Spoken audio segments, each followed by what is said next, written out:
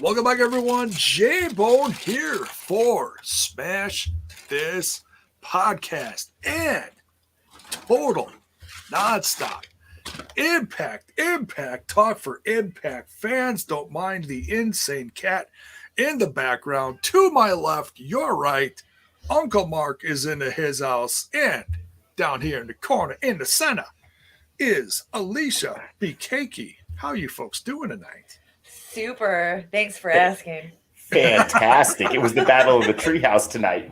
Bikaki versus Uncle Mark. It was. It All was. right, so everybody won though, because it was a badass match. So everybody won. It was a really fun show tonight, and no matter where you're watching from tonight, whether it's on the TNI Twitch, the Smash YouTube, or the TNI YouTube, it's all love.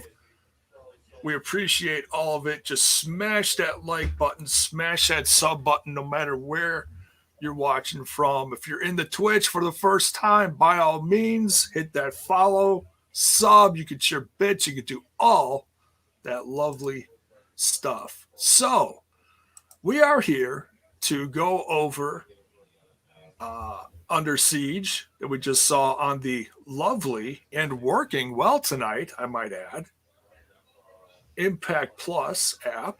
At least it was for us, I think. Yeah, it was fantastic. This was the first time I've been able to, even the countdown worked and everything. 10. And boom, the show was on.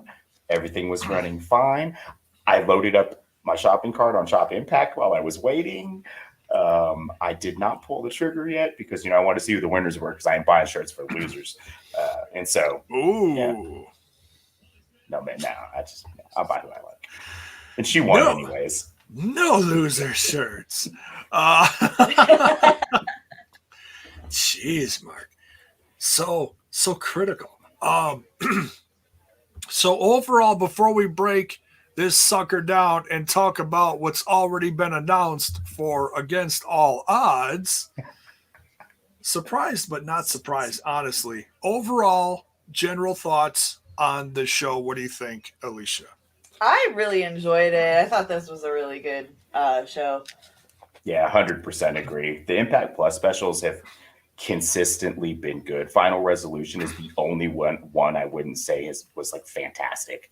Every other one has been absolutely great. This one included. This one actually too, it went really fast for me. Same. I felt like it flew. That's a sign of a pretty good show usually. It did, and it went almost a full 3 hours. I mean, it went just 10 minutes short, and that's pretty damn good. Yeah, everybody got good time, too. I could have went with a little longer of a main event, but it was still action-packed. I can't say there was anything lacking there at all. I got to say that the whole show, top to bottom, felt real solid.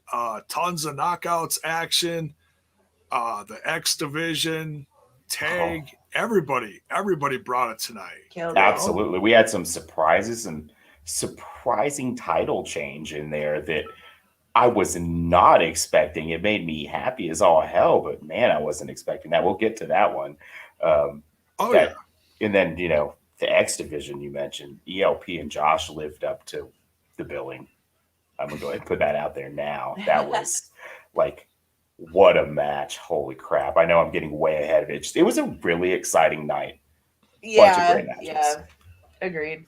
It was. And we didn't really, there was absolutely something in the air tonight, though, because just the way people were talking online, the way Violent by Design went on this last Impact Wrestling episode, the way Tommy Dreamer was talking on Sirius XM Busted Open Radio this morning, talking about new faces from New Japan appearing, sounds like soon.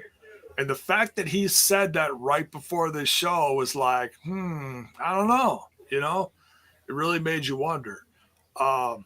But I think maybe, next set of tapings that's actually going on right now, we could maybe see a few more surprises. No clue who, is it the faces we're going to see at Slammiversary? Is it something completely different? We don't know. but something's in the air. So, and some changes are happening like all over the place. The tag division, the X division, and even in the Knockouts tag division tonight, we saw that, like we just said. But let's before we get too far ahead of ourselves, let's start at the top.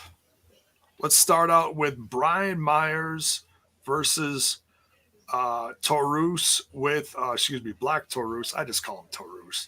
It's because you're tight like that. You know, we boys.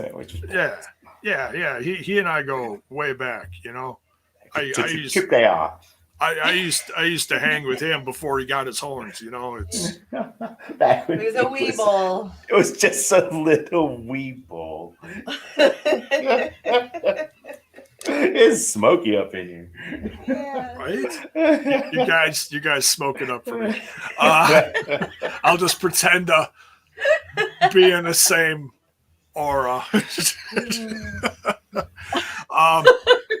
I apologize for not having access to the comments. I might have to just call some out because ladies and gentlemen, if you're on the audio and you can't see, it's just Alicia, myself, and J-Bone.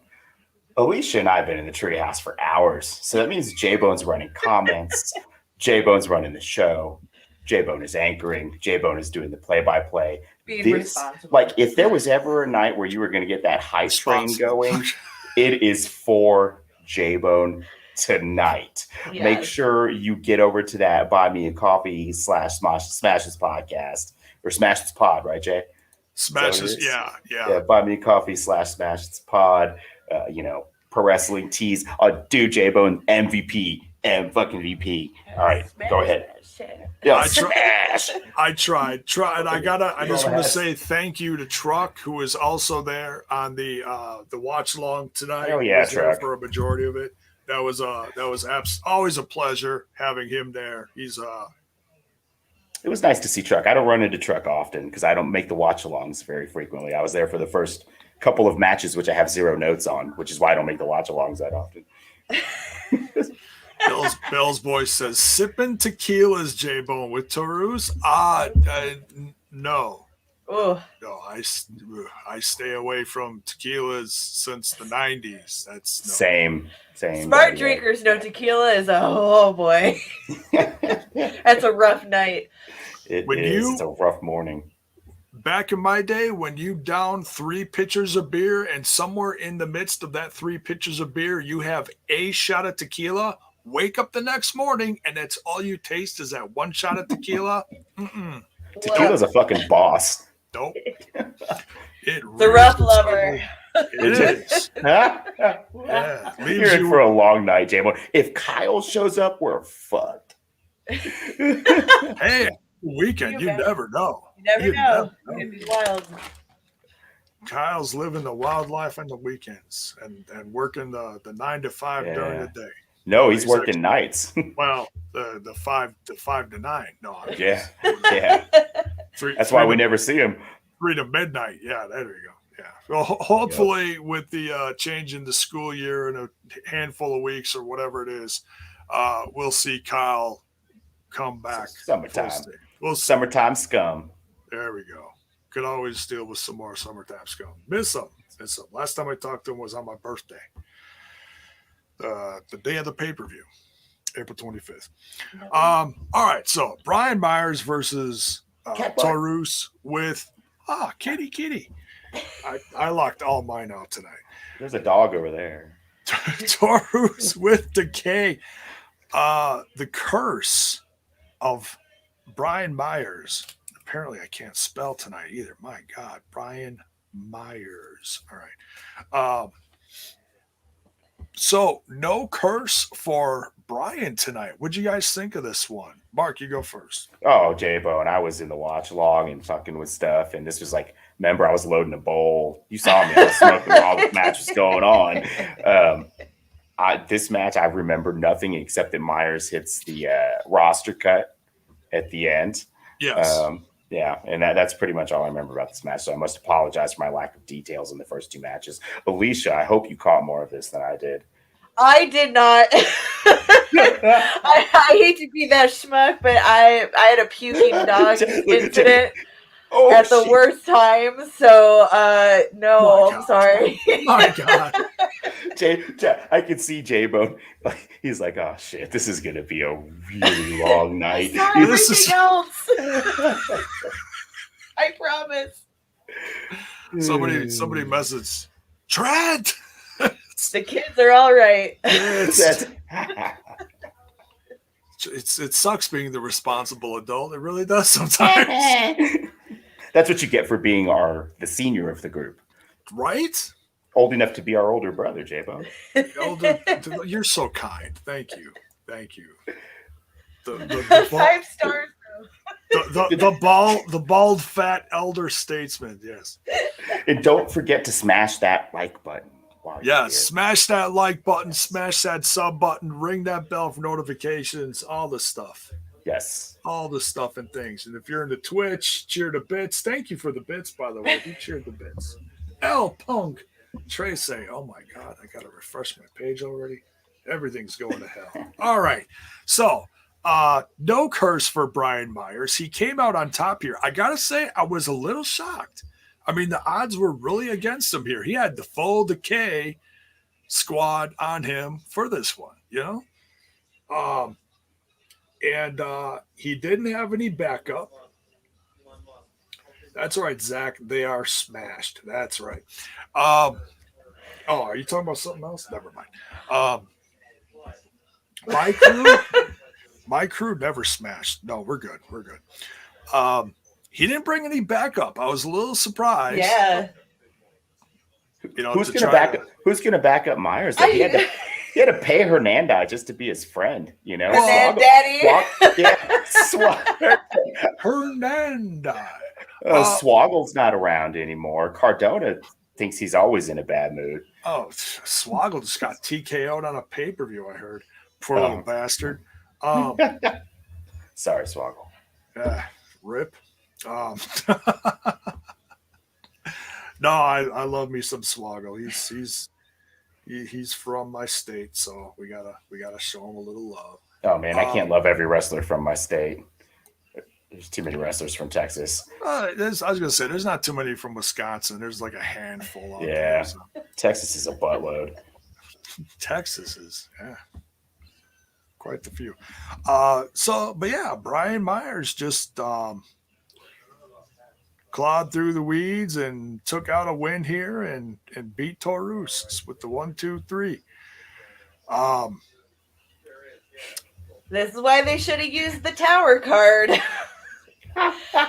So if they had played tower, if Rosemary had pulled tower, what would happen? Destruction.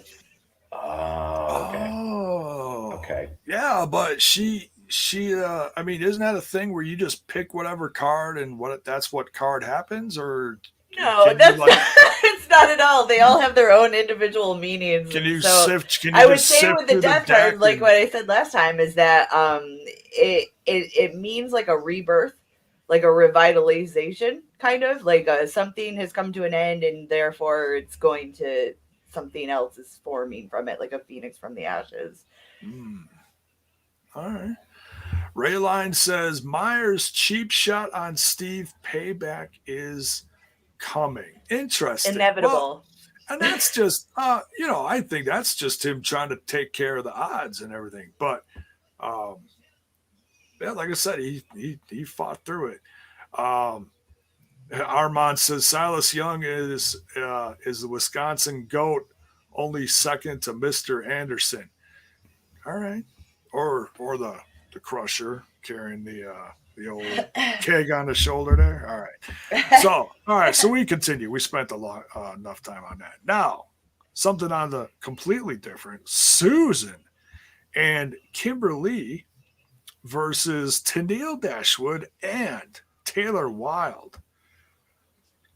Alicia B. Cakey, the knockout of TNI. Your thoughts on this? Please tell me you saw this one. I did. Yes, I assure you I did. I didn't.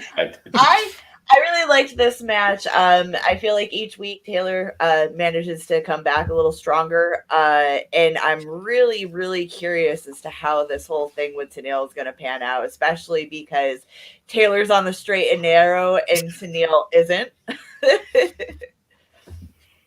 Tenille is just hilarious. This whole, you know, I'm gonna get pictures with Taylor at the end of our win, and Taylor's got this look like. I just liked how conniving and like underhanded Tenille is. I'm just really glad she's found her spot here and her character here, because there was a big void around Tenille for a long time, and now she's like, when I see her come out, I immediately smile because I know she's going to do some silly stuff and make me laugh, and that's great. I'm really happy to be happy about seeing Tenille. Yeah, she's falling into place. It is. She is. It almost feels like, you know, how the Grinch was starting to, you know, turn face at the end of the movie and become a good guy, and everyone was like, the hell's going on here? And that's the feeling I get whenever, you know, Tenille's trying to, like, you know, chum up to Taylor Wilde, like, oh, I can do this. I can be the good gal, and, you know, Kaleb's here helping me, but Kaleb knocking Sue out. Oh, with a purpose, my Oh God. man, he hit her with that kick, man, and I winced. I'm like, he's not supposed to do that with the shoe. Between the kick and the suplex from Taylor Wilde, that was lights out. That was an exclamation point on that. I thought we were going to get some other kind of shenanigans. Like, I was honestly not going to be surprised if someone else showed up from another dimension or something. I was hoping for that. I got to call out what Critical Sting mentioned. Has Taylor Wilde ever heard of ring rust? Yeah, she looks pretty flawless. I know we've talked about this since she's come back. But for somebody who was away for 10 years, like, honestly, it does not look like it. She's sliding right back into the division, having good matches. I will say this one felt a little clunky to me at first. I think getting it going was awkward, at least to me. But then by the end, I felt it was a lot, you know, it improved a bit. Yeah. Yeah, TMS here says, interesting how Impact is rewriting their Knockouts tag team division. Yeah, they're kind of just throwing some stuff together, but it's working. I mean, it's completely far and away from what's going on surrounding the titles, but it's still significant. You know, it's not as serious. There's a little, you know, wink, wink, chuckle, chuckle, nudge, nudge with the whole you know, Susan and Kimberly tag team, and then the whole relationship between Taylor Wilde and Tenille Dashwood is not meant to be taken too seriously as well. Of course, you got, you know, Kaleb with a neck brace, which is still my favorite part of that, because, man, he's just he just cracks me up. But yeah, Taylor Wilde gets the win here on Susan. You know, she gets TKO'd by that kick and then the suplex and 1, 2, 3. I can't wait to see the aftermath of this on both ends. How is Susan going to react to this? And what is Tenille going to do with Taylor now that she's just solidified that win with her? Well, they have to tag again. They have to tag again now. It keeps. I like the dynamic because Taylor's like straight guy character is a good foil for Tenille's like doofy, like conniving, clowny, conniving character. I don't know. I like it. I can see this working well together for a little bit. I could even see Taylor eventually being charmed by Tenille's efforts and them just being like, well, you know, this kind of works. And maybe they'll be the next built tag team. I'd be okay with that. I mean, if we have more knockouts coming in, as has been reported, then yeah, we'll have the room. right? Like I'm not a huge fan of people coming in and going straight for the title anyways. And I know Taylor is a former champion, but with that 10-year hiatus, it'd be nice if she started in the tag division and, won tag belts and then just went kind of the traditional route back to the top. Mm-hmm. If that's where she's going, we don't even, I don't know that's where she's headed, but we'll see. Yeah. And I'm just glad Taylor Wilde didn't get slingshot to the top like I thought she was immediately. She got sidetracked with this whole Tenille thing, which is it's perfect. I'm completely fine with it. It's as goofy as it is. Taylor Wilde has plenty of time to have knockouts, match of the night, week, month, whatever. Mm-hmm. She's got plenty of time for that. She can do whatever, and it occupies Tenille's. It can. How do I say this? We've been critical of Tenille's runs since she's been in and out of the company over the last few years. This can take away from some of the things about Tenille that maybe we don't like as much and focus on other things like the little comedy routines of this whole relationship thing can distract us from other things that maybe we don't like as much. So yeah. But nonetheless, Tenille, Dashwood, and Taylor Wilde come off with a win, of course, with the help of Kaleb with a neck brace. Kaleb with a shoe. The first of 3 knockouts matches. Yep. Other people are starved for women's wrestling in their respective companies. And we're spoiled. A third of our card is women's matches tonight. Awesome. Whoa. That's how you do it. Better hold on, folks. We got a Wild Trent coming in. Uh-oh. Oh, my God, he's in motion. I wasn't going to miss it, even though I didn't see the show tonight. So, I popped in for a minute. It was another solid really? Impact Plus special. Yeah. I just wanted to. I had a family thing today, so I couldn't watch it. And it was also AAW was going up against it for the first hour. It was way too much going on tonight. It was one of those nights where another friend hit me up. He's like, "Hey, man, we're moving to Puerto Rico tomorrow. We're having a dinner tonight. Do you want to come by?" And I'm like, what the hell is happening tonight where everything just decided to happen today? Hey, Saturdays. No more masks required. Everybody party. I went out to Panera yesterday. First time I'd been to a restaurant in over a year. I didn't eat, but I went in. Nice. Hey, listen. So you walked in, you smelled, and left. You had a meeting. Oh. Ooh, so you got to write it off then, Mark? Is that right? Did you get to do that? That's a write-off? Yeah, but I didn't eat, though. Yeah. Nice. Trent's here. Yeah, everybody's happy. Everybody's happy. Well, yeah. Listen, I'm useless. I didn't see the show. I'm not going to keep you guys from reviewing it. I'm going to watch it when I get home tonight so I can be caught up for to talk about next week's stuff. But, I mean, good stuff. Is it are we? Oh, yeah, it was good. Yeah. Really good. Great show. Oh, yeah. Yeah, these events they're keeping up with, like I've been saying for months, that these Impact Plus specials are must see. They're a lot of fun. Make sure you avoid spoilers. I haven't seen anything. I'd like to add them on Twitter or anything. And as you predicted, stay off of Twitter. Yeah, sure. As you predicted, Josh, ELP, it's a damn up there for right near match of the night, if not match. Really? Yeah, I thought it was gonna be so. It was sick. Yeah, just incredible, sick. Incredible match. I can't wait to watch it, man. So I hope everybody liked it. That's cool. I'm psyched to check it out when I get home. It was a 3-hour show, a full 3. It was damn. Yes. Yeah, it was 10 minutes short of ending before 10 o'clock. So yeah. Shit. All right. Nice.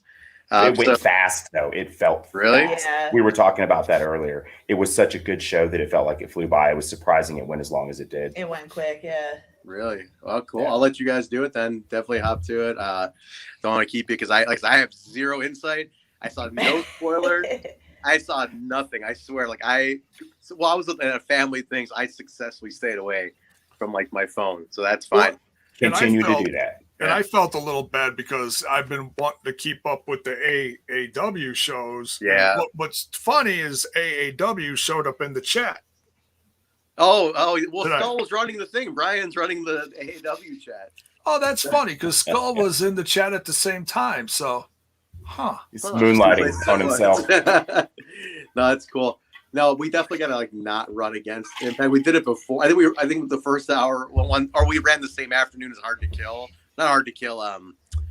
Rebellion. Yeah. Same day as that. I'm like, we really got to stop doing that because like Danny hits me up and he's like, Trent, you son of a bitch. Do they have another special on June 12th? I'm like, yeah, against all odds. And he's like, son of a bitch, man. He goes, why do we keep having shows in the day Impact does? Jeez, no kidding. We got to start check the calendar. I got to get those two old men to like call like Demore and Danny up to college. I was like, hey man, we still have each other's numbers from like 1997. When is your calendar so we can like stop doing this? Right. But all right, I'll let you guys do it. Thanks for handling it. I will check it out, and I'll probably be in contact with you guys in our group. But hello to everybody in the chat. Hope you guys enjoyed it. I'll talk to you guys on Tuesday for Throwback. And yeah, all right, I'm out. Time Machine Tuesday. Later, bro. Later. Say bro, you sis. Nice collar. Did anybody point out Alicia's T-shirt? The cat's incredible today. And nice. Mark's got the traditional behind. I guess we got to start doing a T-shirt gimmick, J-Bone. Yeah. Well, I'm wearing the weapon, so nice. All right, cool. Yeah. All right, y'all. I'll talk to you later. See you, everybody. Right. See you, Trent. Later, bro. Later, guys. Well, Manny Bones is sporting the Biz Quiz back here, so I'm kind of doing the T-shirt thing, so whatever. All right. He's had that T-shirt on for a long time though, so I think it's time to. As long as I've been watching you, I think. Yeah. It's time. It's time to change it up. I think we'll put some. I don't know. We'll put some Iron Maiden, another skull shirt on. There you go. Draw a lot of skulls. That's pretty much all I draw. There you go. All right. Now, very interesting match next. We've got the number 1 contenders match for the tag team titles. 4-way here. Ace Austin, Madman Fulton versus XXXL Larry D with Acey. Rohit Raju with Shera versus TJP and Petey Williams. Wow, what a fun tag match, and just kind of I think this also made some people feel better about the tag division because we lost several tag teams over the course of the last month or so. We lost the whole division, basically. Yeah. Next to, the Good Brothers, which we lose them at least once a week because they go over to that other show. So, yep. But yeah, are some of these thrown together like TJP and Petey Williams, or Ace and Fulton are they're tagging all over the place. Yeah. And Rohit, Raju, and Shera have been they've been a little wonky. That makes sense. I mean, they were in the Hit Squad. They got a long history together of tagging. So to me, it's true. That makes sense to me. Yeah. So that works. The only one that's a little scary is TJP and Petey Williams, which I heard someone say, I don't remember if it was one of us that said it. Yeah, Truck was talking about. I think somebody in chat mentioned it, and Truck was talking about it. Okay, so saying that maybe Flava had COVID because of the trip up to Alaska for was that Wrestle Pro? Yeah, Wrestle Pro Alaska. Yeah, a lot, like most of the talent, including Dreamer, got COVID. It was like a dozen of them or something. Yeah. So crazy. So yeah, that could very well be what happened to Flava, unfortunately. Hopefully he's okay. I don't see him on social media a lot. He's not real prominent. In fact, if any, hardly at all. But I have not heard either way. But that, I guess that would make sense. But if that is what happened, that would make sense, because it was a strange pairing. At least we got a great setup with the pairing at Swingers Palace, and they had a chance to introduce Petey and cut the Steiner Math promo and get a little laugh out of it, so we had a tiny bit of setup backstory, but yeah, not a ton. It was probably the old switcheroo. And at least when they bring in veterans like Petey Williams, like James Storm or Chris Sabin, and the list goes on and on, they don't stink up the joint. They never do. Yeah, they're ready absolutely. to go, and they look like they don't have any rust on them at all. Yeah, You know? yeah. Um, Well, I think I mentioned to you in truck in the watch along. I think this was the last match I was there for. Petey, for me, Petey Williams is a guy that's like that's a TNA Impact legend, like through and through. He looks great. They treat his move with respect still in Impact. Mm-hmm. I would love to see Petey get one more good run in the X division. It would cool. Just, we got to see Storm come back. It'd be awesome to see Petey have a run. Maybe he wins the belt, gets a run at the top, or maybe it's just a good strong run to the top in a veteran fashion. But man, bring back Petey for the Maple Leaf Muscle. Yeah, absolutely. Bring him back for one more run, one more good run. Petey Pump. Hell yeah. Maple Leaf Muscle. Maple Leaf Muscle. There you go. Alicia, your thoughts on this 4-way tag match? I really enjoyed it, but even more so, I really enjoyed the idea that Ace and Fulton are back in a title reign as far as a tag team, or back on the track of a title reign. Right. Possible. Yeah. You know what I'm trying to say. Yeah. Especially because we haven't seen Fulton in action. I feel like this was a phenomenal win for them. Yeah, big time. I love that he's still using the Fulton Flatliner, as I call it. It doesn't have a name as far as I know, and then he stays down and just turns over, and Ace does the running splash to finish into the pin. Everyone's a fan of tag finishers, right? Once they have the matching gear, now they have the tag finisher. Yeah, here we are. Yes, it's official. They're we know, those of us that watch AAW where Trent works know that they're the tag champions there and have been for a while. So we know that they're a believable championship belt holding team. And so if these are the guys that go to Japan and get it back, how cool would that be? Not that I don't love Finjuice. Yeah, not that I don't love Finjuice. They're really great too. But seeing Ace and Fulton bring it home would be kind of nice. Oh yeah. And let's not forget that Ace Austin and Madman Fulton are tag champs in who we just saw pop in here, Trent's company where he works, AAW Pro out of Chicago. So that certainly is maybe warming them up for a little success, maybe. Who knows? But certainly, not the cut on Finjuice. They've been a welcome sight, in my opinion. Yeah. Oh, they're great. Yeah. And not to assume anything.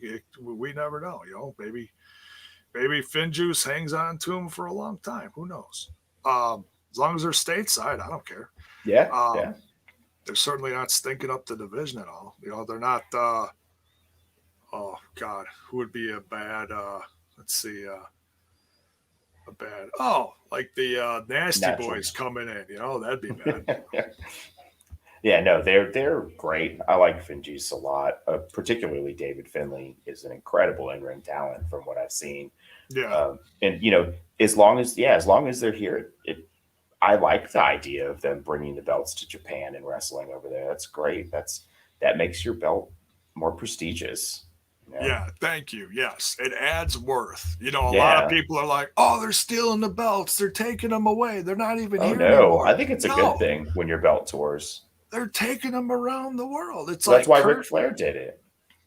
Yeah, he is the world champion. Yeah. You go all over the world and defend it. That's what you're supposed to do. Exactly. And if they're world tag team titles, then yeah, sure, take them all over the place. It just gives our company attention. Exactly. So absolutely. So yeah, Pity City. Yeah, we lost them too. We lost so many tag teams, but the tag team division, as you saw in this match, is still alive and well. I enjoyed this. I was rooting for XXXL. Certainly, they were the closest ones at the end there to squeak out a win amongst the four of them. I'd say they certainly had better odds than some of these teams, but yeah, Ace Austin and Fulton came out with a win. XXXL did almost kill Rohit Raju at one point. Did you guys catch that? Man, oh man, that squash thing they do, that was a tough one. I thought Rohit was fucking squashed. I liked that. Innards out. Exactly. Yeah, this was a fun match. Yeah, for sure. A Raju sandwich, yeah. Oh, and a couple of bumps that Ace Austin was taking in the beginning of the match. My God. Yeah. Yeah. See, my cat's just losing their In the beginning, Toll was referee Brandon Toll was giving an awful lot of rope and leeway to everyone involved. I mean, it was just complete chaos, and Ace was taking an absolute ass kicking during that. He lost control in a few different matches tonight. Yeah, yes.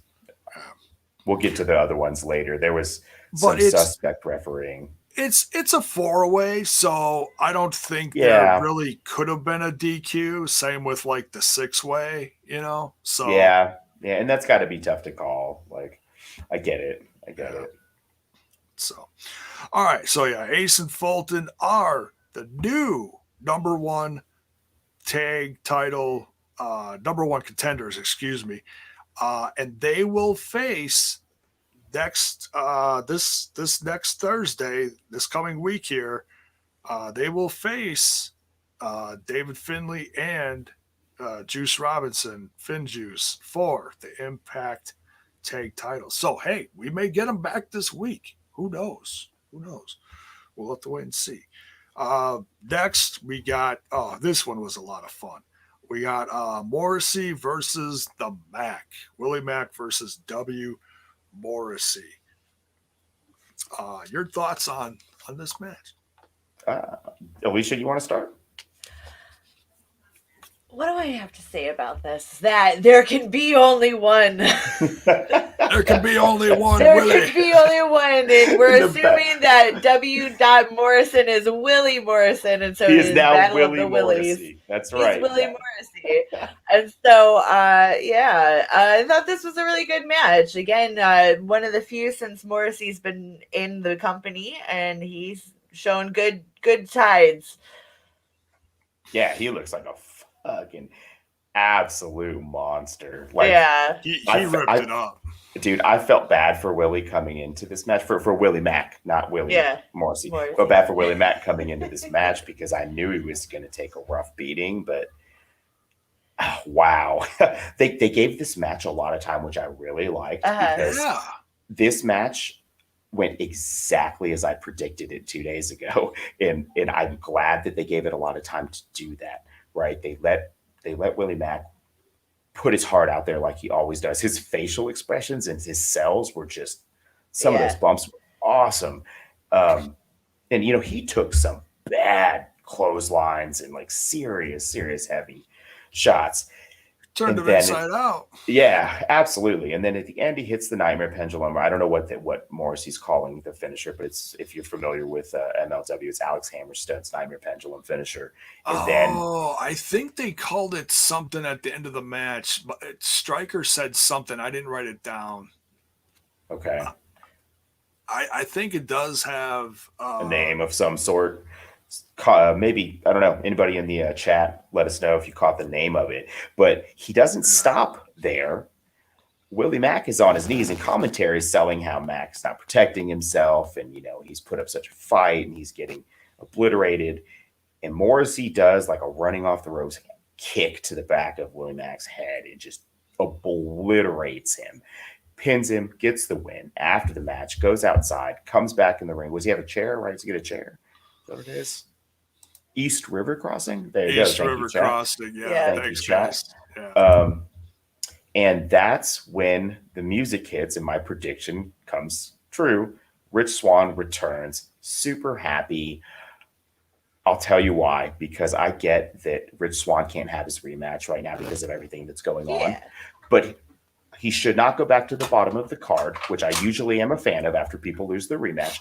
But since he can't, you put him right back with Willie where he left off before he was injured at Bash at the Brewery 2, a couple years ago, when his trajectory was just getting to the main event after that gauntlet match in Windsor that we talk about all the time. So now put him back here with Willie. Let's rekindle that storyline. Let's get some tag belts on these guys eventually too, because Willie and Rich's chemistry when they're together in a tag team is nothing but fun. I'm glad to see this happen again. Yeah, and that bears to ask another question is, you look at the look on the face of Morrissey at the end of this, when he, after he, recovered from the attack from Swan and he ducked out of Dodge, and he's looking at both Mack and Swan in the ring. Does this go to Swan versus Morrissey? Or does Morrissey maybe call on an old friend for a new tag rivalry? Seems like there might be an opening. I'm good either way, but I'm going to throw it to you guys. What do you want to see? What do you think's going to happen in chat? Sound off on this too. What do you think happens next with this? I mean, I gotta go with what I know, like shoot info is that apparently that's not going to happen because Enzo doesn't want to come back to wrestling until crowds are back, because his gimmick is so heavily reliant on the people versus his in-ring. So I don't know whether that's true or not, but it sounds reasonable. And if it is, I don't think we're going to see it anytime soon. So I don't know, Alicia, you hear anything different? I have not, and I don't know. I would like to be surprised, though. Yeah, I mean, I'm happy either way. Like, I don't know a lot about Enzo. The stuff I've seen, he seems to have a ton of charisma, and I like anybody like that. So, for sure, bring him. Yeah, either way, I'm good with it. And even if maybe Morrissey brings in some other help, like completely out of the blue, someone brand new. Like I know there's another free agent that's been out there hinting about making an appearance someplace. And damn it, I can't think of the guy's name right now. And I'm bombing this. It's Deanna Prazo's significant other. Macklin. Steve Macklin. Macklin, thank you. I mean, Macklin, honestly, looking at what a kind of tough guy he is in his promos he's been putting on the Twitter box. Seems Impact ready. Yeah, and I think he'd be a good fit with Morrissey, honestly. I'm with Richard in the chat. I like Morrissey as a badass singles. I think that's why he came here too, right? On record, he said on Van Fleet that he wanted a singles run. So yeah, it's a redemption story all around. Yeah. So yeah, because I know, like, I don't know what the backstory is, but I know he's got some demons and stuff, and so a singles run seems like a good thing for him. And dude, this guy looks like a champion. Oh, that's right. Swan was mimicking Enzo with the moves in the ring. Yeah. With the whole, and he's standing on the side and he's doing this. Yeah. He was. Yeah. Well, look, no matter what happens, I'm here for it. I'm glad Swan's back. Yeah. I'm happy with the trajectory that they're putting Morrissey in right now. Win, lose, or draw for the Mack, of course. Still a favorite, no matter what. We'll have to wait and see. Well, and coming brand new into the company and getting put across the ring from Rich Swann, the previous world champion, who really revitalized that title over the last 6 to 8 months, is a lot of shine coming in. That's a good spot to be in. It's not a bad thing, right? That's a good thing. Absolutely.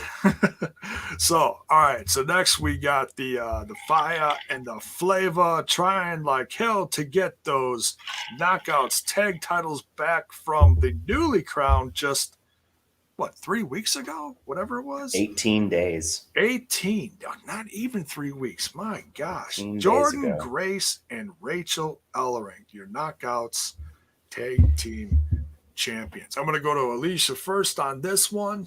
Your thoughts on this match? I thought it was really good, but as I was saying to Mark before we started the podcast here, Tasha and Jordynne, amazing job tonight. Something about their in-ring storytelling tonight was flawless, and major kudos to them because it was highly enjoyable. They continued that chemistry from BTI. Yep. They really was it on BTI? Yes. Yeah, it was on BTI. Yep. Okay, yeah. Yeah, they had a match well, they had the previous tag match and they had a singles match before. And I've mentioned it every time that, man, Tasha and Jordynne, yeah, like Alicia said, their chemistry is fantastic. When I look towards the future of the Knockouts division and the current and present, but also the future, Deonna is obvious. But Jordynne is obvious. We know that she's re-signed. But to me, Tasha Steelz is a name that's in there. I love Kiera Hogan. I love Fire and Flavor together. But at some point, Tasha Steelz is going to be a Knockouts champion. I'm going to go out and say at some point, she's that good. Yep. This match, everybody looked good, though. I really enjoyed this match. Like, Kiera's baseball slide was my favorite moment of the entire night. It was so smooth. Like, I popped for it so hard. And then, of course, at the end of the match, this was not my expectation for what was going to happen. Did anyone expect this? I didn't, to be honest. But it was a nice, pleasant surprise. This is how you keep things fresh. We don't always need, and I've said it before, we don't always need long title reigns. Sometimes it's just as exciting to switch it up, and have something like this happen. Who was saying it was like an 18-day reign for Rachael and Jordynne? And 18. When's the last time that's happened? Never. It's the shortest in company history for the Knockouts tag titles. You know what? Yeah. I like it too, because in my mind, those belts belong to Fire and Flava, and they weren't done solidifying the first legacy of this revitalization. This was almost like a hiccup, and they can now build off that and come in, talk even more shit about how these are their belts and their titles. This is their legacy. So, I'm here for this. But you guys know I'm a huge ass Fire and Flavor fan. Of course. But I am here for this. I liked it. And I think it was unexpected, but it also just means they've got a bigger plan for the tag division along with the Knockouts division in general. That we're either going to see more new faces or something's getting flipped on its head, between the whole Jordynne Grace and Rachael Ellering thing, because now Jordynne Grace has lost a few times when it really was important for her to keep the consistency going. She lost with Jazz. Now she lost with Rachael Ellering. And I don't know if it was you, Alicia, or if it was someone else said it was eerily similar to the whole Havoc and Avea thing, but I think it was someone else. Yeah, it wasn't me either. Maybe Truck said that. Someone said that. But it's still it's still different because till now Grace and Ellering are still getting along. We haven't seen the aftermath unless Impact Wrestling has put something on their website, as far as sometimes they put the aftermath promos on their website. Let me just look real quick.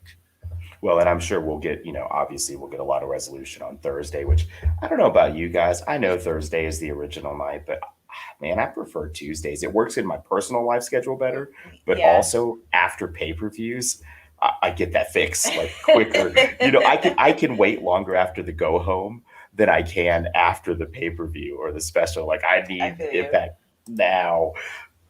Damn you for moving back to Thursday. Yeah. Right.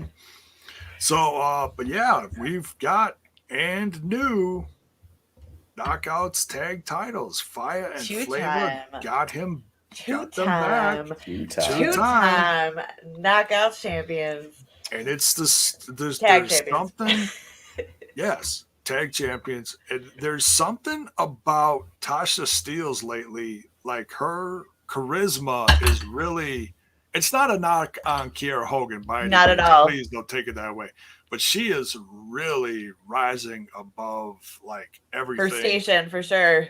Oh my God. Yeah, it's not just the little dance to the ring. No, it's the promos. It's everything. In the ring, out of the ring. She's the whole package right now, Tasha. 100%. She's 100% up. Her look, everything. When and Kiera, their entrance, can you imagine when we're there live? What we have never seen them enter a room Big with pop. fans.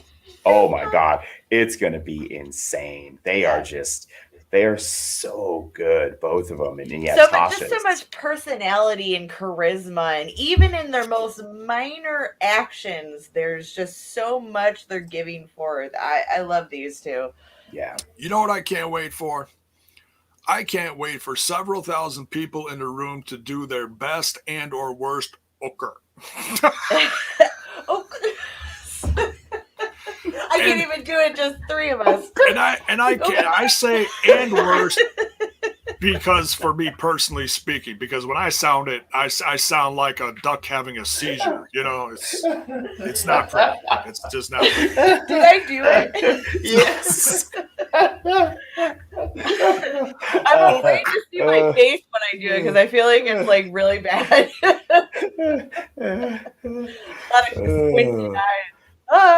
She has 1,000 times more class than anyone. She does it so flawlessly, whereas I look like I'm going to fall out of my chair, you know.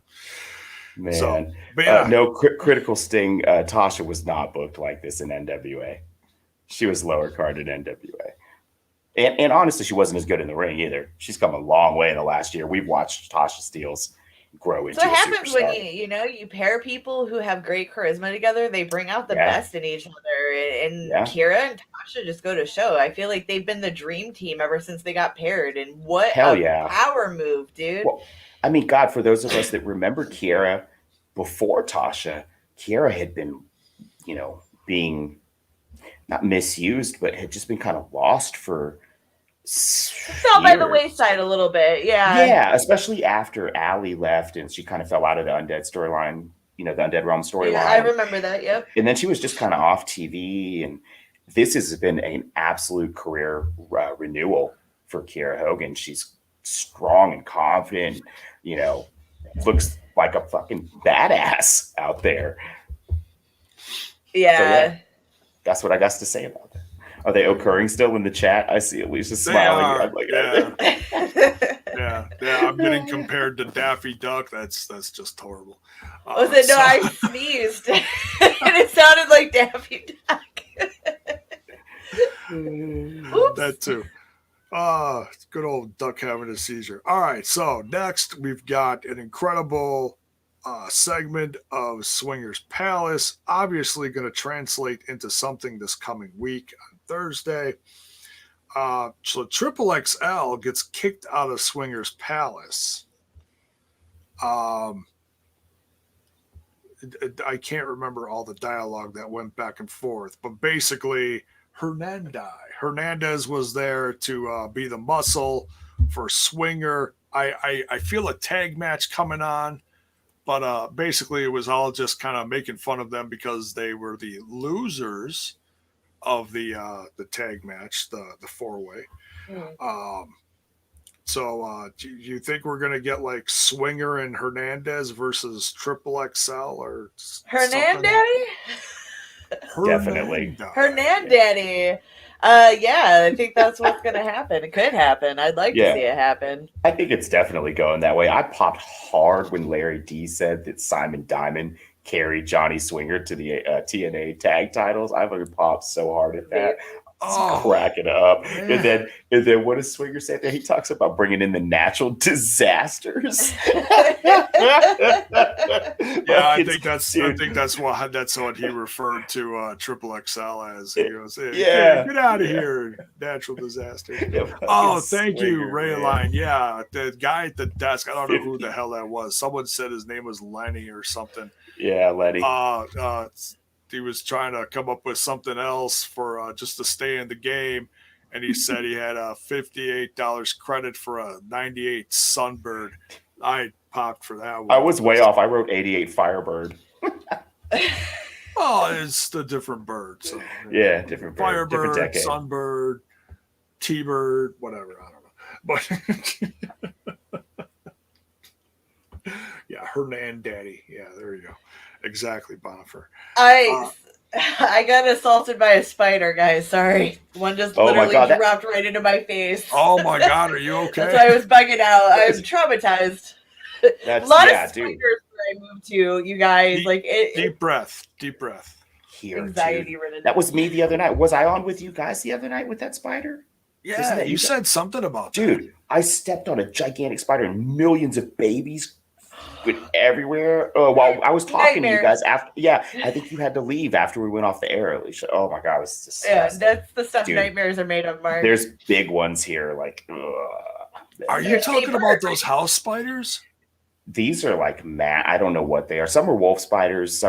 We have box spiders. Dude, there's so many kinds of spiders down here. It's horrible. I hate it. Because like the ones in Florida are called house spiders, and they eat the cockroaches, and they're like this big. No, we have the big roaches. You're not supposed to kill them. You're supposed to keep them in your house, and they're not really supposed to hurt you. But they what the hell? No cockroaches. Oh hell no. No, why would I want a solution that's worse than the damn problem? Roaches ain't hurting me. Nightmare fodder. Yeah, what the hell can we do? I'll do you guys the favor and not tell you the story of why my wife has arachnophobia. So I'll do you that. Critical Sting gonna flex his South Carolina muscle, bro. I grew up in South Texas in the swamp. I mean, Southern bugs. Jeez, it's not like I've never seen a bug. I mean, if you're from the north, you may not. I may not know about South Carolina bugs, but trust me, I've seen moths as big as my wingspan. You know, send me some pictures, Critical Sting. Have you seen the mosquitoes in Wisconsin on a hot, humid night? They're as big as hummingbirds. I was gonna say it's your state bird, right? they're huge down here right now because it's early in the season. Yeah, sucks. She was bugging out. That's right. So you okay though, Alicia? I survived. Okay. Deep breath. I knocked him on my cat. He's good. Poor cat. That's why cats are good for that too. Well, it crawled right off of him when its own business, so it's fine. Okay. There you go. Someone said the spider is a hint that Tara is coming back to Impact. We have water bugs here too, Sting. Oh, there you go. Nasties. Yeah. Oh, yeah. Would love to see her. We have Wheeler bugs here. If you've ever looked those up, they're scary. They're like hellspawn bugs. Wheeler bugs. Wheel bugs. Wheel bugs. All right. Size of wheels. We have those. Right, they got the salt looking thing on their back. Yeah, we have those too. Look like a little stegosaurus. Yeah. Oh dear God. Yeah. All right.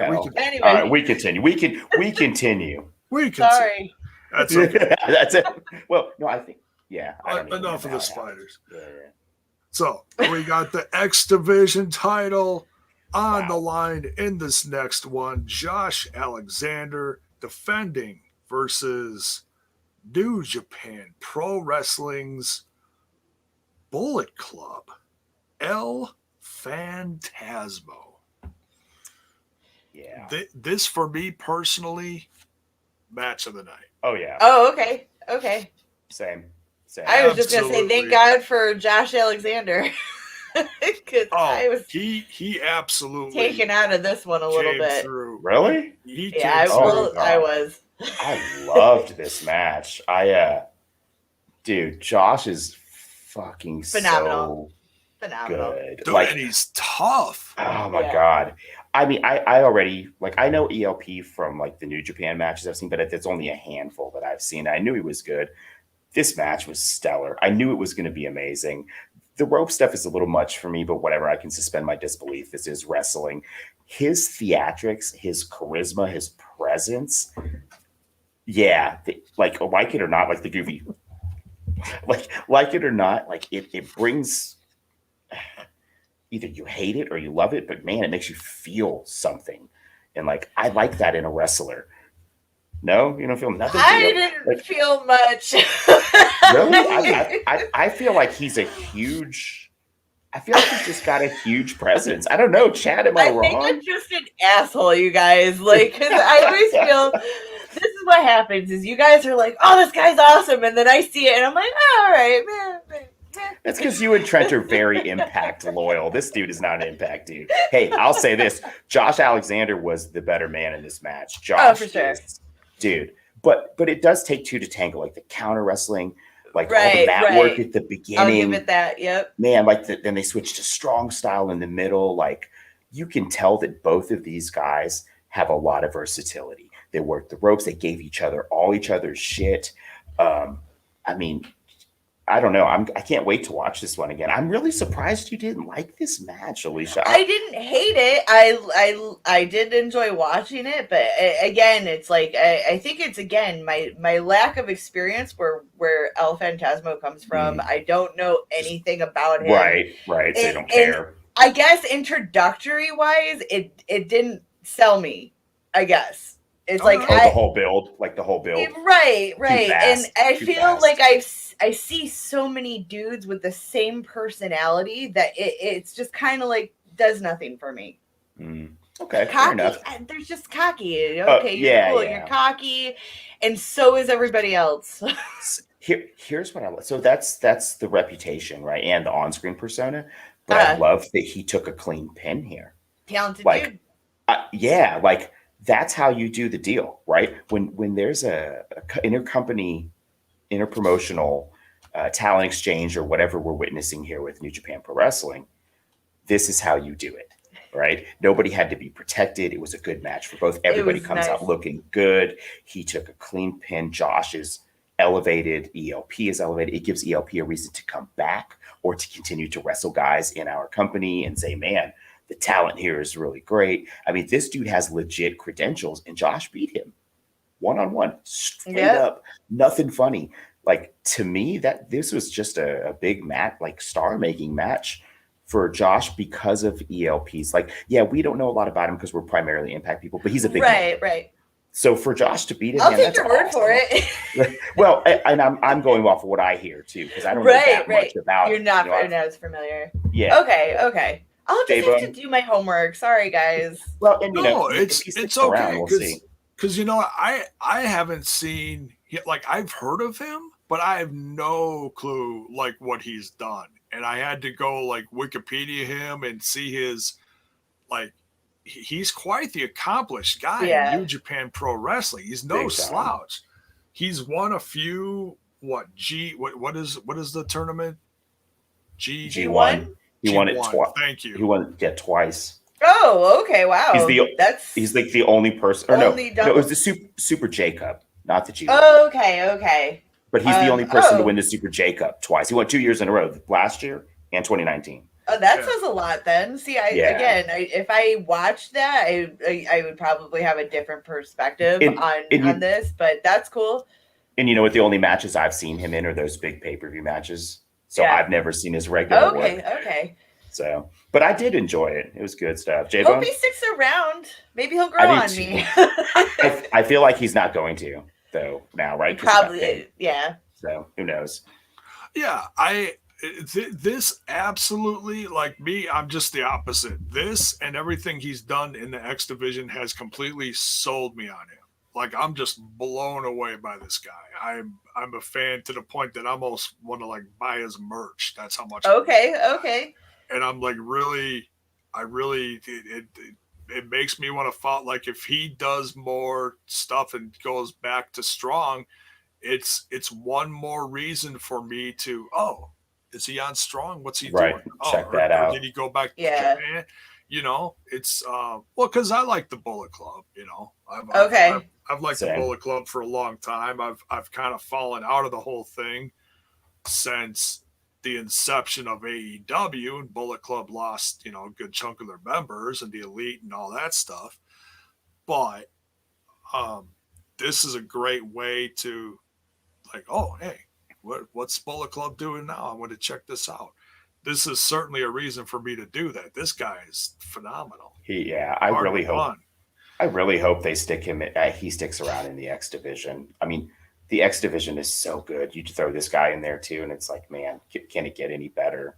Dude, he's good enough. I wouldn't mind seeing him. I mean, obviously, we're seeing other things happen now. We're seeing Moose go up against Kenny, but just as a one-off, God, I wouldn't mind seeing Omega versus El Phantasmo.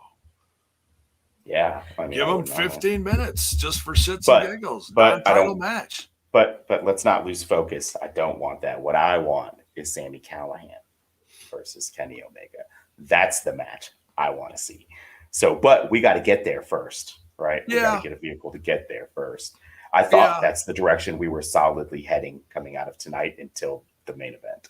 No, but there's a big, and we'll talk about that more once we get into the main event. That was a stunner for me. There's obviously a bigger picture that they're going into here.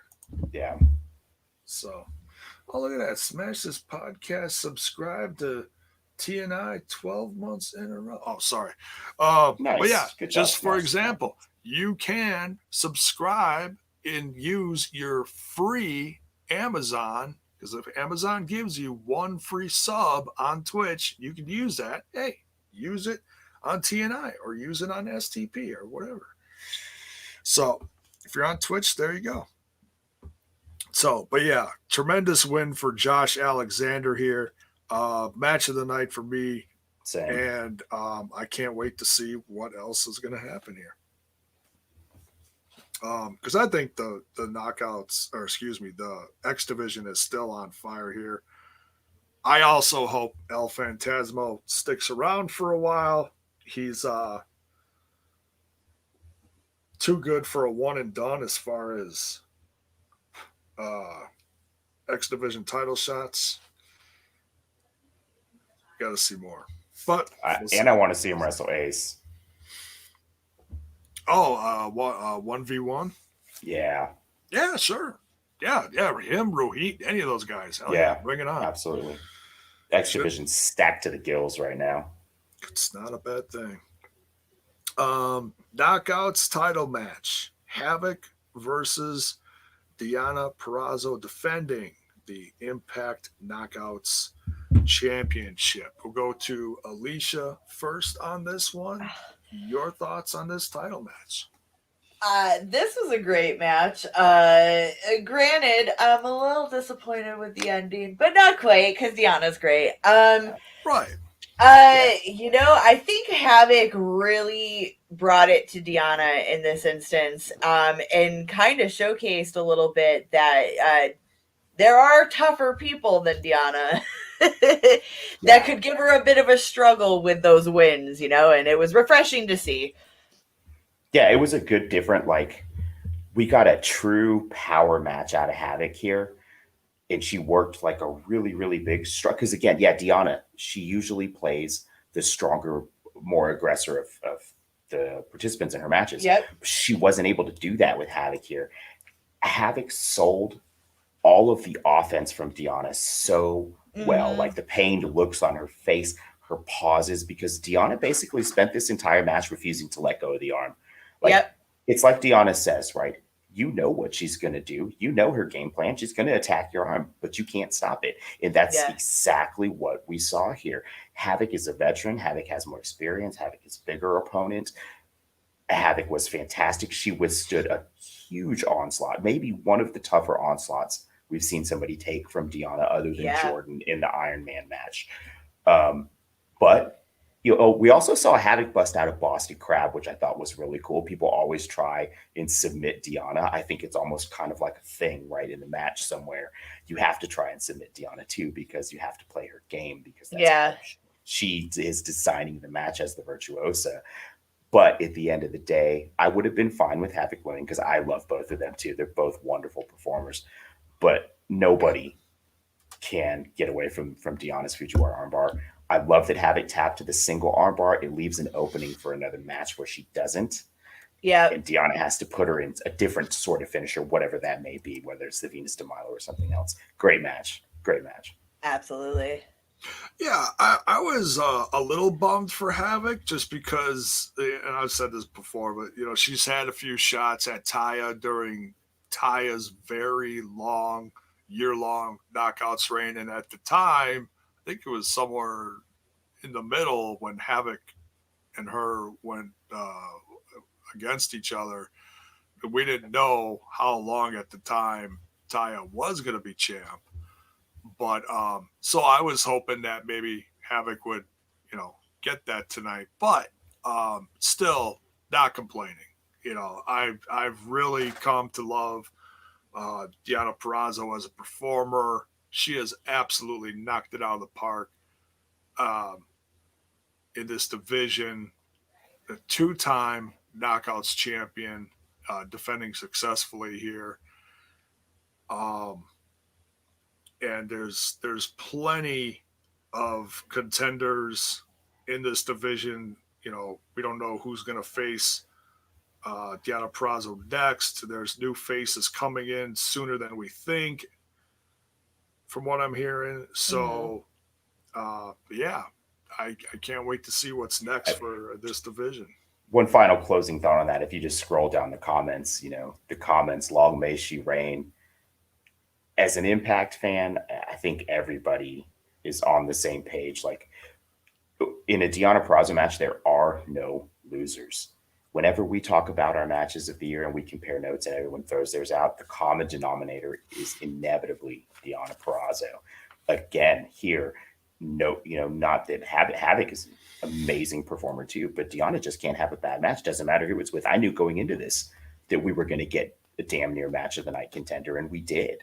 You know, I want this again. I want to see Havoc stay in this picture with Deonna. I could stand to see another match here, but I don't think we're going to get it right away. So it'll be interesting to see where they go with Deonna next. Yeah, we'll see. And no, I was a little surprised. No appearance by Su Yung tonight. No. I was also Decay was nowhere near the ring for Havoc in this particular match. Yeah, that too. Yeah. We didn't get any of the Decay storyline coming out of this, which I thought could have gone either way. With Deonna's been dancing around and with the Undead Realm too. So yeah, it was kind of weird. We didn't get more story there, but yeah, can't have it all, I suppose. I guess not. No, and it just you know, for anybody assuming that, it just shows you can't assume any of that. You know? Always be surprised. Yeah. Impact has been proving through this last year that surprise, like Fire and Flava tonight. Nobody called that, right? Nobody called that. I didn't see it. What a shock! Yeah, what a shock. I would say Josh retaining was I did pick him, I think, but I wasn't super positive. You know, I was a little worried about Josh's match. I had good faith in Josh. Yeah, I have faith in him, but you know, he doesn't book his own matches. Considering, right. Yeah, and so man, that was a kind of a surprise in a big way, a good way. Right, because if they did that with our tag belts, then who's to say they wouldn't do it with? That was my worry. Any other belt? Yeah, that was my worry. Nothing we need to protect that belt. World Championship belt, tag belts. Yeah, got to protect him. So Josh is the man. Josh will be a world champion one day. Yes, I agree. There's no way. 125,000%. Yeah. Yeah, absolutely. Before he leaves the company. Maybe he never leaves. Oh, because you know what? I think maybe some people assumed right away that he'd be in a hurry to go follow Ethan Page wherever he goes. But you know what? He doesn't need Ethan Page. Boy, if I'm looking at what Josh is doing, I'm looking at what Ethan Page is doing. I'm glad to be Josh. So, yeah. Well, anyways. So, all right. Now, on to the next one here. One half of the double main event for tonight's Under Siege show. We've got Finn Juice and Eddie Edwards versus the Good Brothers and Omega, of course, with Don Callis at their side, the elite. The elite. Sorry, you're outnumbered for once, Alicia. No, I feel like I always get outnumbered when it comes to the elite. The Good Brothers aren't doing so good, huh, fellas? Yeah, they really are. Yeah, maybe less drinky and more winny.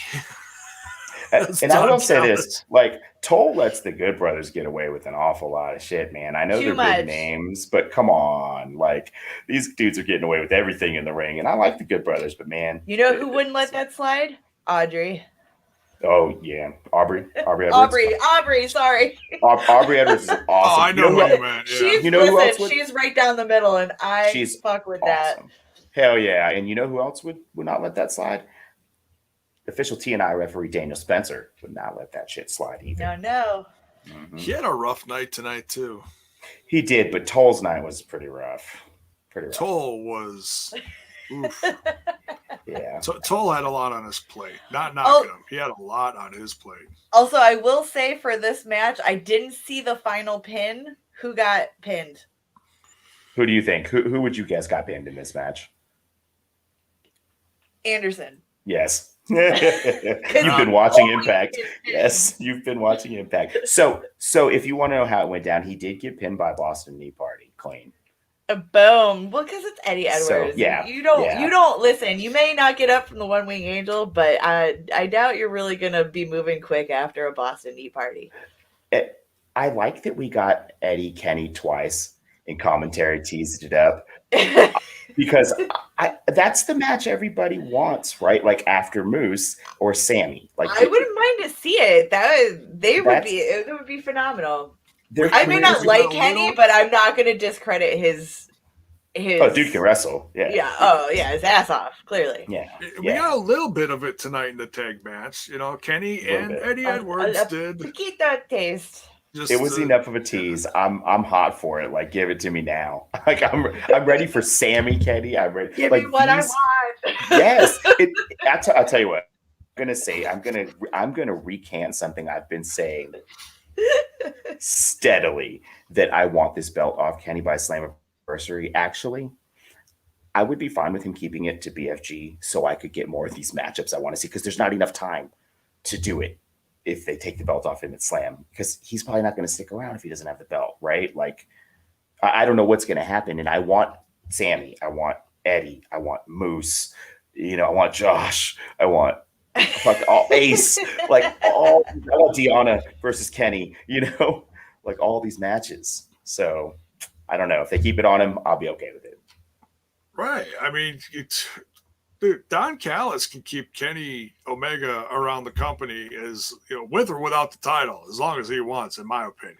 Hell yeah. He doesn't have to keep the title for him to. I mean, this is Kenny Omega with Don Callis's journey. That's what this is all about.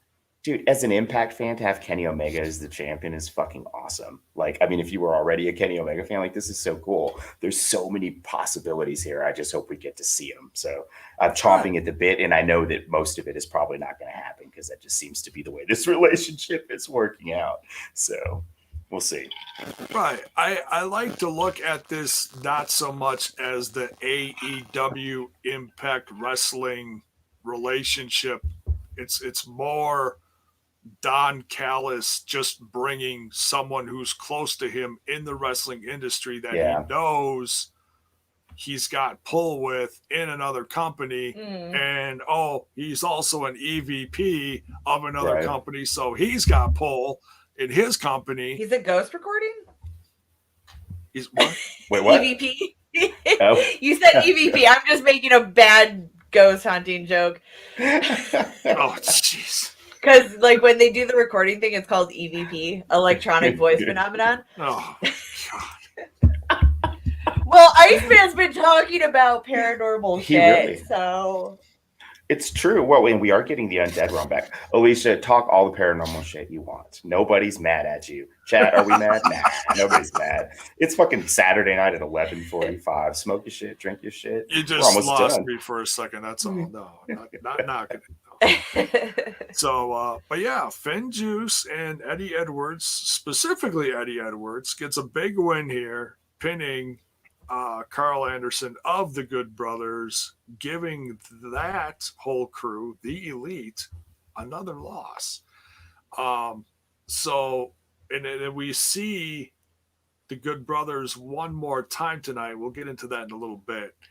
But just big picture wise, it'll be very interesting to see Kenny Omega and Don Callis's reaction to this on Thursday, or in any post-match promos that they happen to put on social media. So, but yeah, you caught both of us zoning out. Sorry, J-Bo. That's totally dropped it on that. I was reading the chat. And I'm not used to running the show, so sometimes I just leave it to you guys, and then we're good. Jump back in, and we're flowing. Damn it, like a lazy river.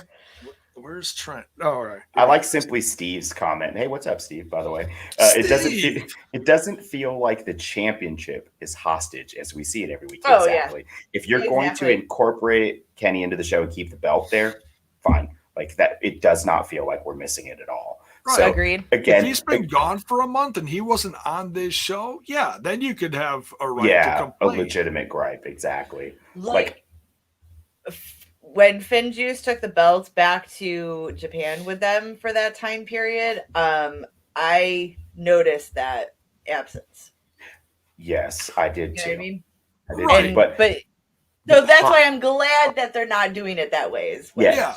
I will say that the benefit to that though is having your belt globally seen, as a big belt. And I don't disagree, but you definitely notice the absence of tag team when the belts aren't present for a period of time. Totally. Yeah. And there was we also at the same time they went over there, we lost 4 tag teams. So yes. So yeah, it's been going through a bigger transition than just the world championship thing. So I feel like things are starting to kind of coalesce in each division together now nicely, just in time for Slam though, because we know we're going to get new people at Slam. So the roster is, unfortunately, we've seen some people let go that were particular favorites of people on this panel and in this chat. But we know there's about to be more added, and we're about to see a roster restructure. The tag team division's coming together. The X division's very strong. The knockouts feel strong again. The main event scene is very busy. The company feels almost like it's operating on all cylinders right now, whereas in the past, it's been one strong division and then the others are lagging behind. Right. Feels like where it's like, okay, so like this has to catch up. Like while we were waiting for they kept hinting at the women's tag division, we kept waiting for things to happen. And yeah, it's it's all part of the course. So then we get the announcement, like I mentioned earlier, this Thursday we're getting Acey and Fulton versus Finn Juice for the Impact World titles. So those titles may be coming back home sooner than we think. We'll have to wait and see. I'm not opposed. If I gotta pick, I like Acey and Fulton better. Same. I don't think they're don't take kissing over here, right? Yeah, no, I love Acey and Fulton. Like Ace is one of my very, very, very absolute favorites right now. So Acey and Fulton all the way. I love Finn Juice. That music is a freaking earworm. It's been in my head since Thursday, but Acey and Fulton. I don't think they're gonna move the belts on TV, but we'll see. Sometimes it happens. Sometimes Sammy's win was on TV. One of my favorite matches on TV ever. Yep. Yeah, who knows? Maybe the Good Brothers jump in on that one and try to stay significant in the tag division at the same time. Or maybe someone else jumps in and tries to, create some havoc. Pardon the pun. So, now the main event, the 6-way number 1 contenders match for Kenny Omega's Impact World title. We've got Sami Callihan versus Chris Bay versus Matt Cardona versus Trey Miguel versus Chris Sabin versus Moose. Man, this was just batshit bonkers. I love this one from start to finish. Who wants to start this one? I'm going to start it by saying that it was very interesting that the Good Brothers decided to come down and attack Sami. Particularly. I don't know. I just thought that was really... It's setting up something, obviously. Like, we're going to be pushing Sami pretty soon. But it was pivotal for Moose to have won this match. Absolutely pivotal. It was... a lot of people picked him. Hang on, should we bring him in? All right, we got someone from the road popping in here. Bill on the road. Which Bill? No, we lost him. The witch got him. The witch got him. Oof, that got dark quick. Well, he's on the road and he's out he's outdoors. So Yeah. he must be done with his. I don't know where he was. I know he's in Vegas, but I don't know what show was tonight. Was it GCW? I think so. FSW was last night. Oh, okay. So then it was GCW had a show. So that's where he was. Okay. Mm-hmm. So yeah, that's well, he was in watch long a little longer than that. So still all right. So back to the main event here. Very entertaining. Yeah, very interesting how this one ended. I personally was rooting for. I mean, did I think he was going to win? No, not really. But I picked him just for something different. I picked Trey. Oh yeah. Okay. I went with Moose. Yeah, I kind of thought it was going to go this way, but the Sammy thing again is the most important thing here. Like you take out the real threat. Well, not the Moose is a real, very, very real threat, especially at the beginning of this match. How badass was that when he was just beasting everybody? I like the recurring theme of everyone ganging up on Moose to really build Moose up. Yeah. Oh yeah. Yeah. It shows is, how much of a monster he is. Yeah, Moose is just incredible. But Sammy is I'm a little bit worried about Moose's contract. I have no idea. I know nothing about it, right? But I'm strictly going off what happened tonight. If they're doing that match against all odds, yeah, it kind of worries me that they're not saving Moose for Slam. But again, that's me knowing nothing and just like being a Mark Ass fan, thinking about contracts and shit. So. Then there's the official announcement. There was. That went live not even 10 minutes after the show ended, right at the top of the hour. I just noticed there's no AEW involvement here, so it is only the Impact World Championship, the unified, presumably. Right. That is on the line here. Yeah, it was for the number one contender for it was Impact. The Impact title. Yeah. The unified Impact title. Right. Don feels really threatened by Sammy, doesn't he? Is that why he has Good Brothers come on down and kick his ass? Yeah. Hey, dude, Kenny Omega's got a date with the Death Machine, bitch. Like I love your enthusiasm, dude. They go back so far. Like, they have such a history together, working, gaming together for years. I know that they're both more than willing to do this match. Like, just please book it right. Please make it Full Metal Mayhem, and please let Sammy kill Kenny. Even though I love Kenny Omega, he's not Sammy Callahan. Please let Sammy kill Kenny. Alicia, that'll be a treat for you. Yes. You've never seen Kenny in a hardcore match. Dude, he's badass in a hardcore match. I did see that clip of him fighting the blow up doll, though. That's good shit. That's old Kenny. That's old Kenny. So if we get that match, that'll be my Christmas. Like, please let Sammy. Yeah. I know it's clear they're giving Sammy push. It's just where and how are they going to push him? He deserves a real world title run, not one that he had. So absolutely, that's the ultimate goal, I think. Yeah. Prime Time in the chat here says, I see the elite jumping Moose. Yeah, I mean, obviously they're going to be gunning for him. I see a bigger picture here where Sammy Callahan gets revenge on Carl Anderson and Doc Gallows. Definitely on Impact Wrestling, which is going to beat them down the card even further in the eyes of Don Callis and Kenny Omega, because obviously they were trying to redeem themselves. Whether Callis sent them out or not, and I'm sure we're going to find that out on Thursday. Whether Callis sent them out or not, they are trying to redeem themselves after this loss, especially Carl Anderson after losing twice within the last couple weeks.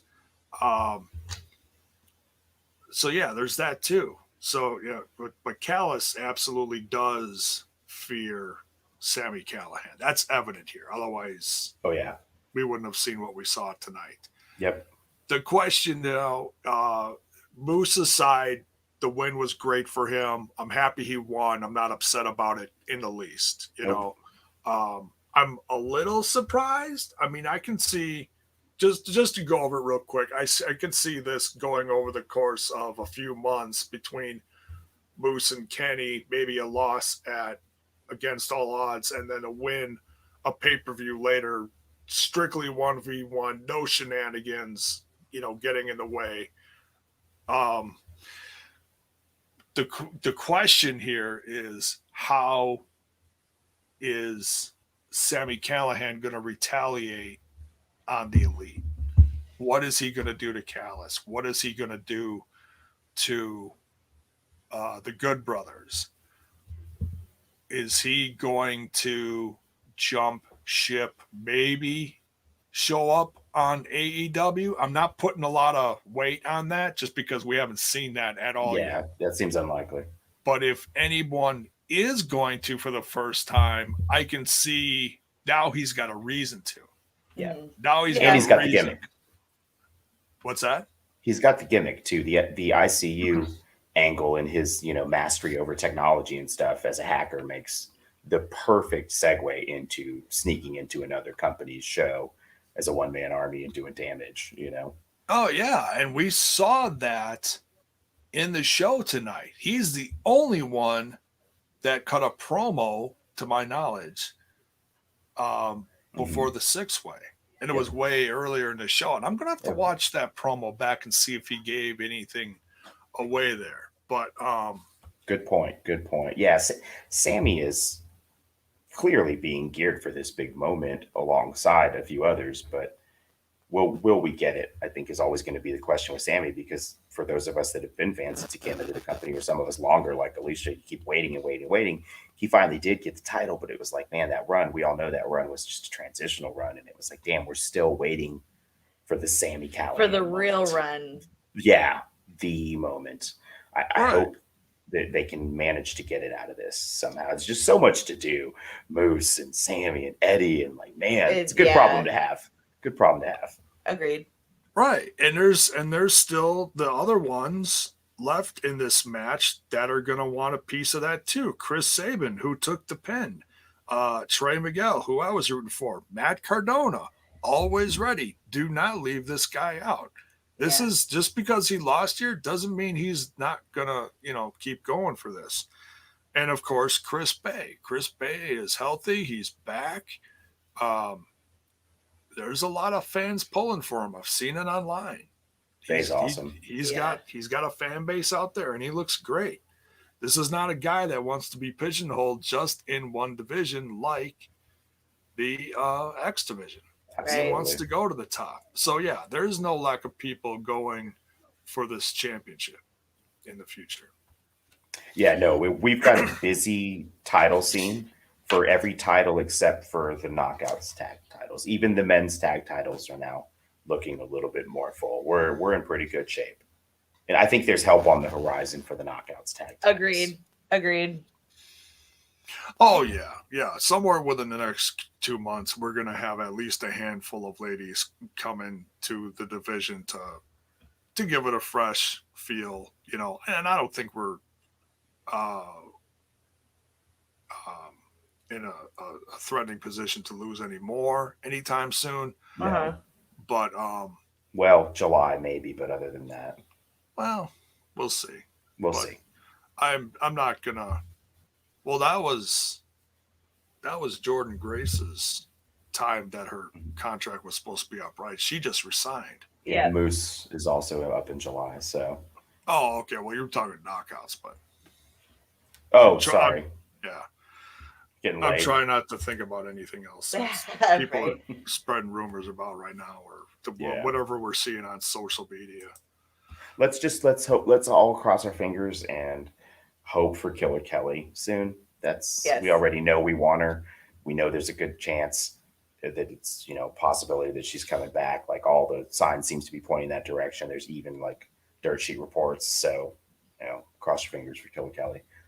The more we get women like her in this company, it's just going to make our like it's my company. Well, you know, We love it like it's ours. We say that with a lot of pride because we're fans that love the company. Yeah. It's just going to make this company, that division, more attractive to more women. You know? Yeah. Oh, absolutely. Absolutely. And I mean, it's crazy to think that Scott D'Amore doesn't see the value in signing the Iconics. He's a wrestling genius. I have high hopes we're going to see the Iconics, even if it's just for a bit. I really, really hope that happens too. There's a bunch of talent out there right now. Considering the WWE recently raided the Indies, there's still a lot of good talent out there. And it looks like the Indies, Alicia would know more than I, but it looks like they're really starting to build the Indies back up. So, yes. Yeah. So let's try not to clean them out before we can get a good established wave in. Okay, everybody? Well, that's a great time. Anytime WWE goes on a shopping spree and, goes and hires Greener Complex. 2 dozen people at a pop, like we saw that around the time that Taya went. They hired us a ton of people, along with the Rascals and whatever. Whenever that happens, you see so many people step up their game in the Indies because that opens slots for them. That offers opportunities. Just look at Trent's company right now, AAW. So many new, fresh faces in there trying to get noticed, to take a spot, to claim a permanent spot in that company. It's not a bad thing, folks. Absolutely. No, it's just, more great talent for us to check out and, just to fill our calendar up with more favorites. It's not a bad thing. So. Heck yeah. So any final thoughts on this before we wrap her up? Look at that. We're just over an hour and a half. I don't know. Just overall, a pretty stellar cards for tonight, and it was a fantastic watch. Yeah, absolutely. I echo that. I'm going to watch it again, actually, in a few minutes here, maybe, if I don't pass out. Well, it depends on who's awake. I don't know. Let's see. Either way, I'm going to watch it again soon. It was fucking awesome. I hope everybody enjoyed it. Thanks for hanging out with us. I know it was a different squad tonight. I love when we get the interesting mixes. We should have had Steve hop in, right? Like, I like when we get these strange mixes of the not usual crews. It's different and interesting, and you get different opinions and conversations. Oh yeah, it had a different feel, and I'm not used to running the show like this, so I did my best with it. Hope everybody was cool with it. Oh, you're fine, dude. Totally fine. I'm used to running solo or just feeding off of Trent, so that is, half the time when I'm paying attention to him, throwing things my way. So thanks, Bells. Bells likes this squad. He's down with the brown. Yeah. It was a different night, but a great show overall.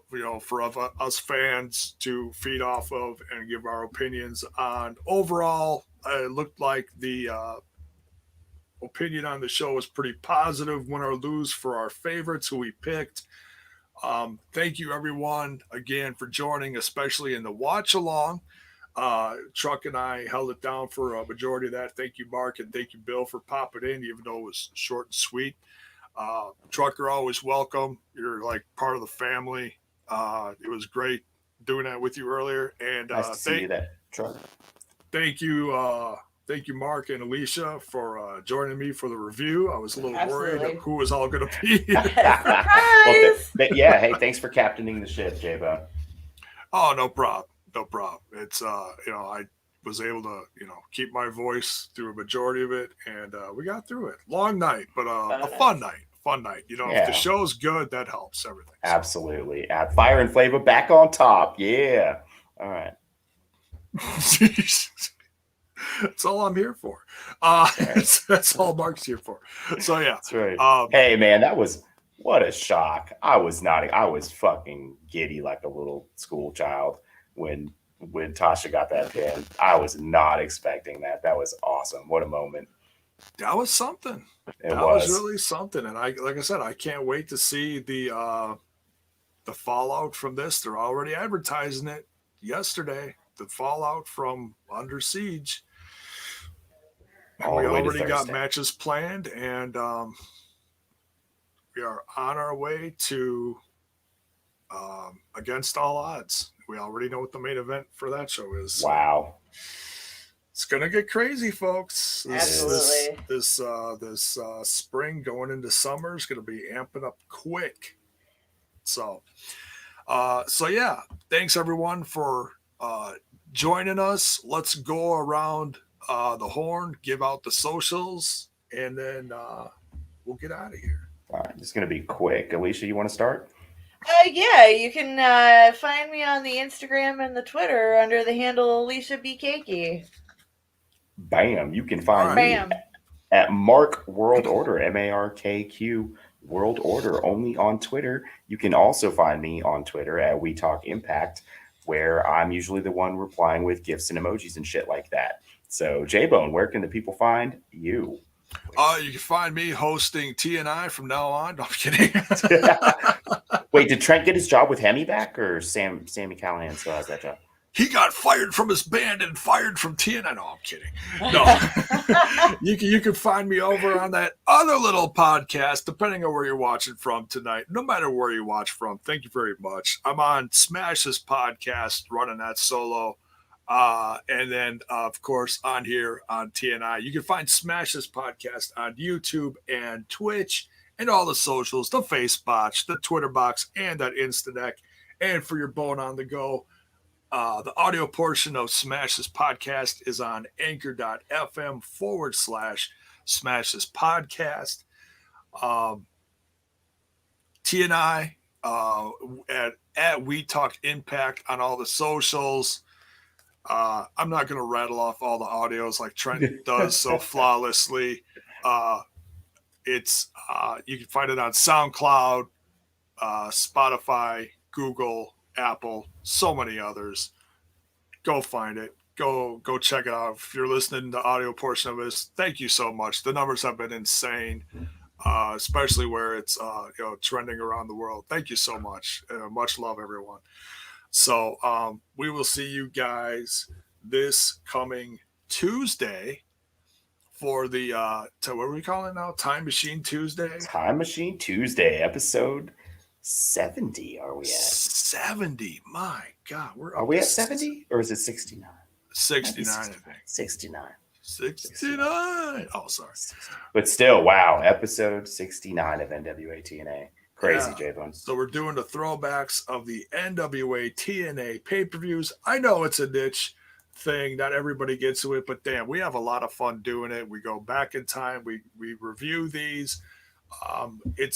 It's a rerun for some of us. For me, it's the first time watching, and I watch one a week and review it with these guys. And some are a little wonky, and some are just insanely entertaining. And one last thing before we get out of here: rest in peace, New Jack. We were just saying earlier how much he meant to these early weeks of this brand as we were reviewing the throwbacks, and his tag team stuff with Shark Boy, so much fun. And because I haven't seen a lot of his ECW or Mid-South stuff before he hit the big time on TV and such. But such a unique talent, and not afraid to be 1,000% genuine in the business and to his friends and loved ones around him. I did see right before we went live tonight that his family does have a GoFundMe, because this did unfortunately come out of the blue. So if you do feel the need to, reach out to the family and donate to the cause, because God knows every little bit helps. Yeah, they're dealing with a tremendous loss right now. So if you can't share the GoFundMe page, at least do that. Do your part. Get the word out. Yeah, share it around. I know it'll be shared on New Jack's socials, so just watch there, and I'm sure you'll be able to find it pretty easily. So with that, thank you, folks. We will see you for the TNI fans on Tuesday for the STP crew, we will see you either tomorrow night or Monday. Don't know what we're doing yet, but we got some stuff to catch up on. Fly by the seat of his bone. Oh, yeah. It's a 24/7.